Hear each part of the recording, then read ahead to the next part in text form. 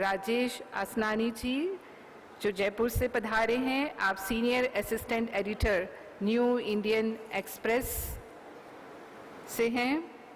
आप अपने अमूल्य विचार हम सबके समक्ष रखेंगे।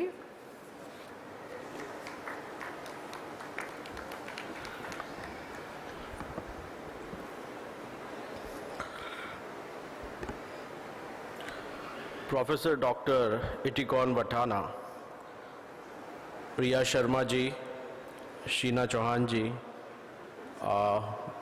जावेद इकबाल खान साहब, भारत भूषण जी,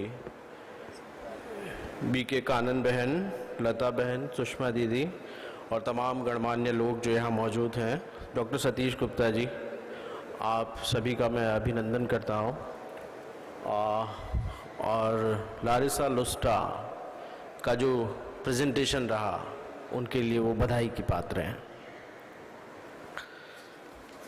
मैं तहे दिल से शुक्रगुजार हूँ आप सभी का कि आपने इस पावन सम्मेलन के मंच पर मुझे आमंत्रित किया है अपने विचार व्यक्त करने के लिए।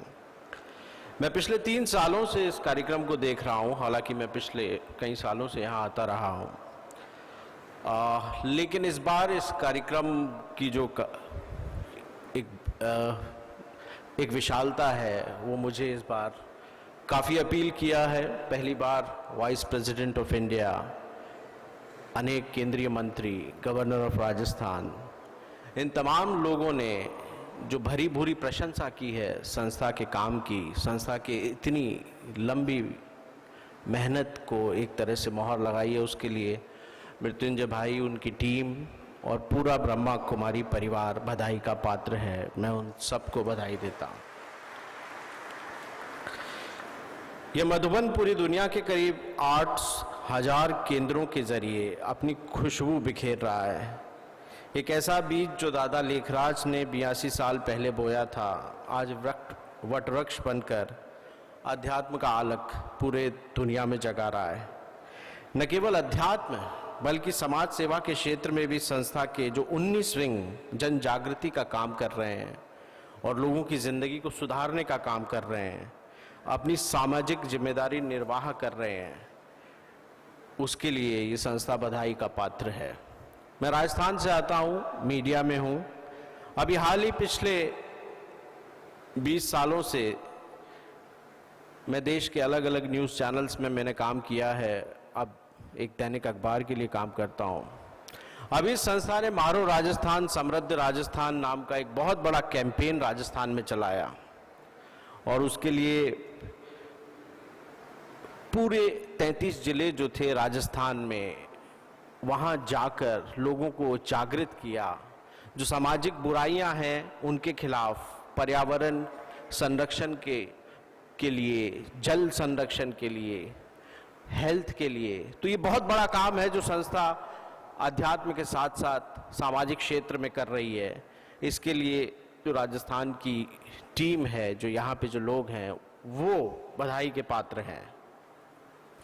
दोस्तों, 2007 में खबरों की तलाश मुझे यहाँ लेकर आई थी। तब मैं इतना जानता नहीं था, अलग अलग धारणाएं मेरे मन में थी और एक स्टोरी जो मैंने उस समय की वो देश और देश के बाहर सुर्खियों में आ गई और उस स्टोरी की वजह से मैं संस्था से जुड़ा। और यहाँ जो मीडिया का प्रभार देखते हैं, पीआरओ हैं कोमल भाई, उनका आग्रह था कि मैं एक बार यहाँ पर आऊँ और यहाँ सत्य को जानूँ।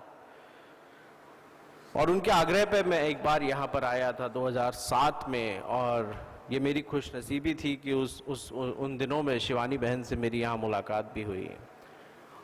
उन्होंने कई जिज्ञासाएं, चूँकि पत्रकार हैं, कई तरह के सवाल आते हैं, कई तरह की जिज्ञासाएं होती हैं, तो उन्होंने कई तरह की जिज्ञासाएं जो मेरे मन में थी वो शांत की। सुषमा बहन जो मंच पे हैं, चंद्रकला बहन राजस्थान से हैं, इन्होंने भी काफ़ी मेरी मदद की, क्योंकि जब तक हम जो है अपनी जिज्ञासाएं और अपने प्रश्न शांत नहीं करते, हम जुड़ते नहीं हैं किसी ऐसी चीज़ से। तो इसके बाद एक संबंध बना इस संस्था के साथ और ये संबंध साल दर साल प्रगाढ़ होता जा रहा है और जो परिवर्तन मैं अपने आप में महसूस करता हूँ वो मुझे लगता है कि वाकई इस संस्था का जो तप है वो वाकई जो है लोगों की जिंदगी में परिवर्तन कर रहा है। मधुबन इसीलिए खास नहीं है कि यहाँ परमात्मा का ज्ञान दिया जा रहा है सिर्फ, बल्कि ये सेल्फ डिसिप्लिन और डेडिकेशन की अनूठी मिसाल भी है, जिस वजह से इतनी बड़ी संस्थान इतनी स्मूथली चल रही है।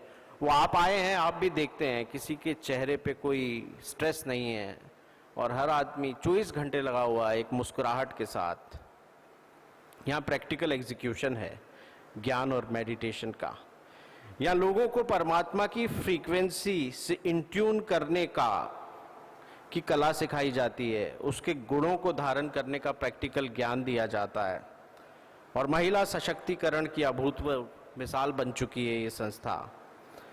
मेरा देश में कई जगह जाना होता है, विदेश में भी अभी गया लंदन, तो मैं संस्था के सेंटर पे जाना नहीं भूला। मैं देखना चाहता था कि कैसे ये संस्था वहाँ पर लोगों की ज़िंदगी बदल रही है। ये सेंटर्स लोगों को चार्जिंग का काम कर रहे हैं, एक लाइट हाउस है जो समाज को इनलाइटन कर रहे हैं। आज हम अखबार में पढ़ते हैं, टीवी में देखते हैं कि समाज अब विकृत होता जा रहा है। बहन बेटियां घर में सुरक्षित नहीं हैं, अपराध हत्याएं आम हो गई हैं, क्योंकि हमारा वैल्यू सिस्टम कहीं ना कहीं कोलैप्स हो रहा है और स्कूल, कॉलेज, यूनिवर्सिटीज़ और सरकारें इस दिशा में सोच नहीं रही। समाज में दर्द बढ़ गया है। सरकारों को इस तरह की संस्थाओं से, इस तरह की स्पिरिचुअल यूनिवर्सिटी के साथ मिलकर कुछ करना होगा। और अगर वो जिस तरह का रिस्पांस यहाँ पर इस बार दिखने को मिला है, जो केंद्र सरकार के नुमाइंदे थे, जो देश की नीतियाँ बनाते हैं, तो मुझे उम्मीद है कि कुछ अच्छा निकल के आएगा और इस संस्थान ने जो काम किया है, जो तप किया है और जो वैल्यू सिस्टम डेवलप किया है, वो जन जन तक पहुंचेगा। दोस्तों, मैं मीडिया से हूं और मीडिया का काम बड़ी जिम्मेदारी का काम है और मीडिया में काम करने वाले भी आत्मिक रूप से उन्हें भी सशक्त होने की आवश्यकता है, क्योंकि ये देश, ये लोकतंत्र, मीडिया उसका चौथा पिलर है। उसे कमज़ोर नहीं होना है, उसे मजबूत होना है। और आज कई ताकतें ऐसी भी हैं जो उसे कमज़ोर करने में, उसका इस्तेमाल करने में लगी हुई हैं। मुझे लगता है कि पत्रकार, जैसा कि मैंने अपने आप को मजबूत किया है और कर रहा हूँ, अगर पत्रकार स्पिरिचुअलिटी, वैल्यू सिस्टम से जुड़ते हैं तो वो आत्मिक रूप से सशक्त होंगे। तो ये पिलर मजबूत होगा, ये पिलर मजबूत होगा तो समाज मजबूत होगा, समाज मजबूत होगा तो आप मजबूत होंगे। साइंटिफिकली बात करें तो सारे कॉन्फ्लिक्ट्स दिमाग से ही पैदा होते हैं। Thought management, soul consciousness, behavioural management, lifestyle management की ये एक अनूठी यूनिवर्सिटी है। यहाँ की जो मुरलियाँ हैं, यहाँ का जो ज्ञान है, वो बेमिसाल है। मीठा बोलो, कम बोलो, धीमे बोलो, एक छोटे से सेंटेंस में कितनी गहरी फिलॉसफी छिपी है। मैंने लोगों को यहाँ ट्रांसफॉर्म होते हुए देखा है। पिछले 10 सालों में काफ़ी तेजी से युवा स्पिरिचुअलिटी की तरफ आकर्षित हो रहे हैं। आजकल स्पिरिचुअल शॉपिंग का ज़माना है, कई संस्थानें हैं। मैंने शिवानी बहन से भी एक बार ये सवाल पूछा था। मैंने कहा आजकल स्पिरिचुअलिटी एक स्टाइल स्टेटस हो गया है, तो कोई किसी के साथ जुड़ा हुआ है, कोई किसी के साथ जुड़ा हुआ है। तो उन्होंने कहा कि जब अपन शॉपिंग करते हैं तो प्रोडक्ट देख के खरीदते हैं, तो आप जो है प्रोडक्ट देखिए, जिस प्रोडक्ट में दम है वही बिकेगा। तो यहाँ का प्रोडक्ट में दम है। यहाँ लोगों को ट्रांसफॉर्म होते देखा गया है, लोगों के व्यवहार में बदलाव देखा गया है।